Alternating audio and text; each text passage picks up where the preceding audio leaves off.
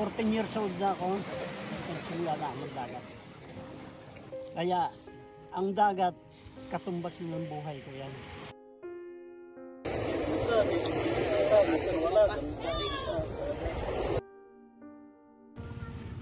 Sana magkakaroon ng mga basura.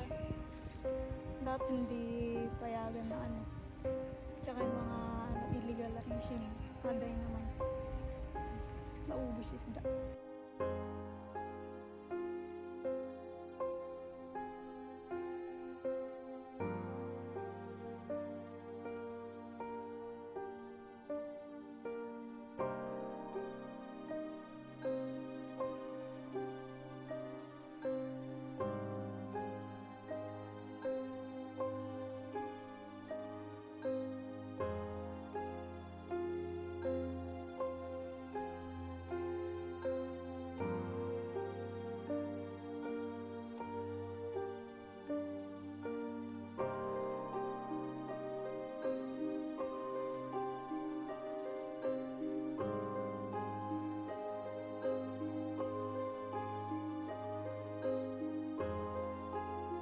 Pwede po namin malaman kung ano pong pangalan niyo.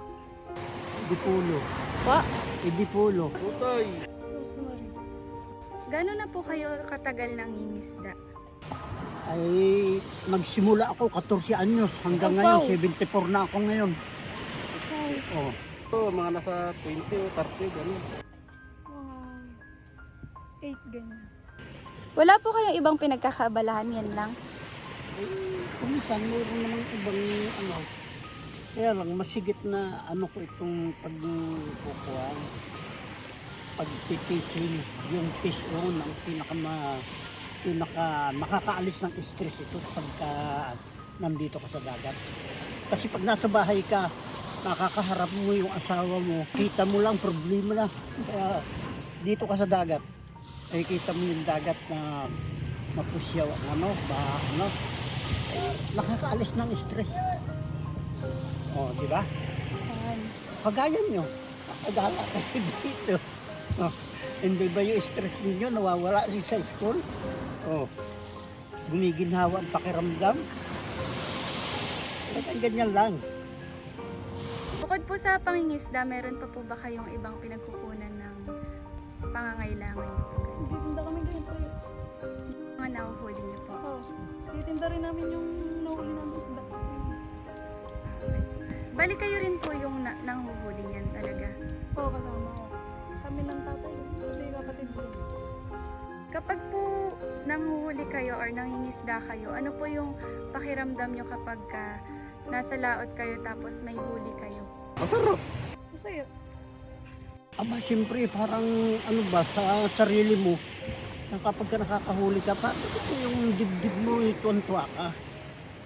Kasi yung tuwa, hindi mo mabibili ng tira yan. Hindi mo mabibili. Kasi yung nadadama mong kaligayahan sa ganitong sitwasyon, hindi mo mabibili ng tira yan. Yan ang totoo. Paano naman po pag wala po kayong nahuhuli? Ngayon talaga eh. Ayos lang. Anong to? Pambigin bigas. Siyempre, para sa talungan, walang pinag-iwan sa isang boksingero na talo ka lang sa laban. Pagkakataon na babalikan mo sila. Kasi hindi nawawala yung pakikibaka nga ikanan sa pamilya. Huwag kang susuko. Kasi may pagkakataon na mahuhuli mo rin siya.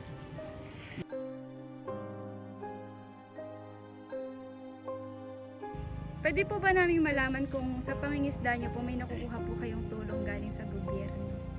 Yung tatay ko sa Ayuga. Bali, paano po kayo natutulungan mo? Nagbibigay naman ng lahat din.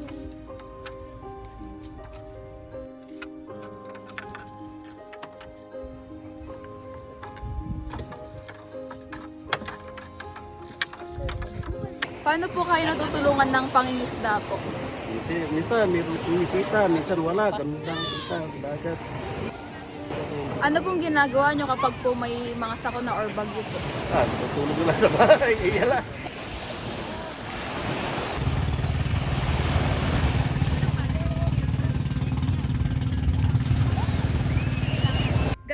kahalaga sa inyo yung dagat? Ay kung sa halaga ng dagat, napakahalaga sa akin. Kaya nga nung sinabi mo,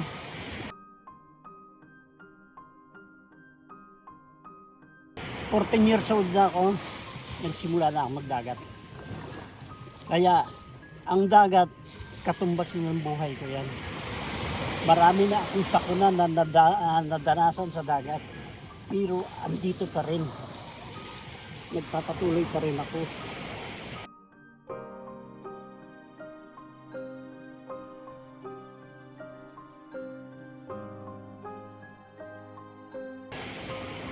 Kasi hindi ko mayaalis yan. Yan ang buhay ko at yan ang pinagpaaral ko sa mga anak ko.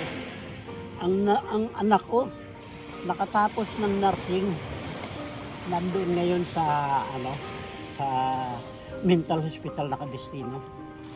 At ang anak ko, lumabas din yung panganay ko, best director ng ng school ninyo. Naka-record ang pangalan ng dalawang anak ko doon sa school. At yung ginagamit ninyong pambakod sa graduate, pag nag-graduate kayo, yung bakod ng mga bakal, graduate ng anak ko yan. Hanggang ngayon, nakikinabangan.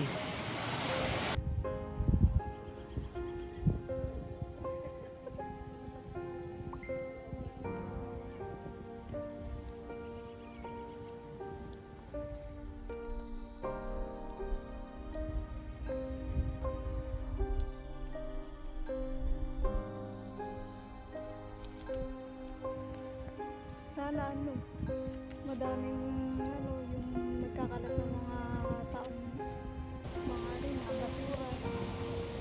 Dapat hindi payagan na tsaka yung mga illegal na fishing. Aday naman. Naubos isda. Sa bawat hampas ng alon, sa bawat hagis ng lambat, nakataya ang kanilang kinabukasan.